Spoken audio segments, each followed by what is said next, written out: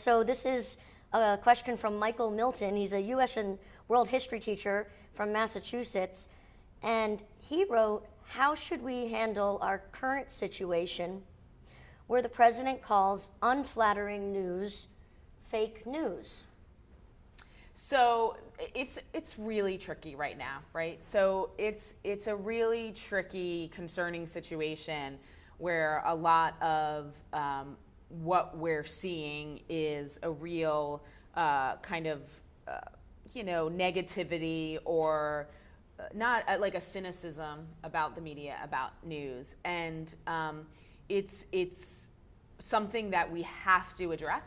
Right? We have to make sure that we're vigilant about it. And I think the best way to do it, and what I see teachers doing, is being willing to really dig into multiple sources and to identify, like the best practice. This is what I love when teachers do, right? I love when teachers take an example of a story, a current event story. Say let's talk about healthcare. We're talking about healthcare a lot in our country. Mm-hmm. So taking an issue like healthcare and looking at how does Fox News cover it?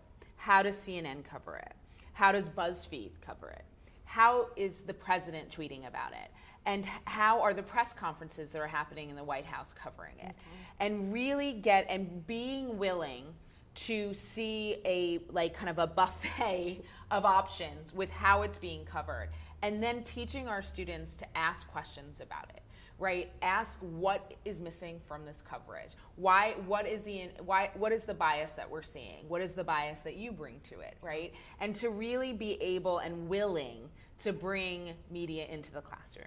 And then being willing to bring actual media tools into the classroom. Because that's the one thing that I didn't say before, is that really one of the best ways to get kids to understand and students to understand media systems is for them to be part of that media system and for them to be creating it and for giving them a camera and say, you do a piece about healthcare now. You've taken all of this in, now you do it. And you create a video, you create a news piece about it. And it will get them to really start thinking about the limitations of the media, about the bias within media, and about issues like credibility. So I think ultimately, we in the U.S., we want so badly to have a free press. And First Amendment is so important, and it's so important within the media literacy conversation. So we have to be vigilant as educators, but we also have to be really careful to be nonpartisan, because our students are not from red states or blue states. They're all, we have to be thinking about all students, regardless of their ideological beliefs, their political beliefs.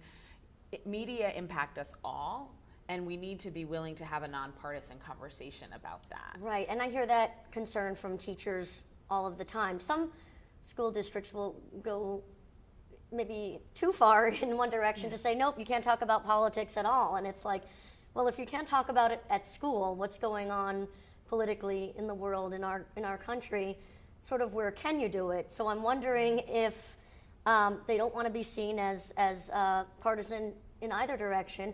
If you use these skills about what makes a news source reliable or trustworthy, then it's the kids figuring it out, and you don't have to worry about inserting any political opinions and upsetting. I think you bring up a really good point, because I think there's nothing that scares me more than shutting down the conversation, just because it's hard and just because we don't know quite how to have the conversation. Yeah. And we have to figure it out, because we have to have these conversations in school. There is no better place to have these conversations. So we need teachers to feel like they have the support and the tools to have these conversations, and we need to also support them. And like I said before, like professional development, like how do I have these tricky conversations with a group of students that have very, very strong beliefs on either end? And I think there's a lot that can be done there, because part of what's happening is the media themselves are the one that's creating this polarization, right? So let's break that down and talk about that. So I think that we have to be very worried about shutting down the conversation, and we need to be willing to open it up.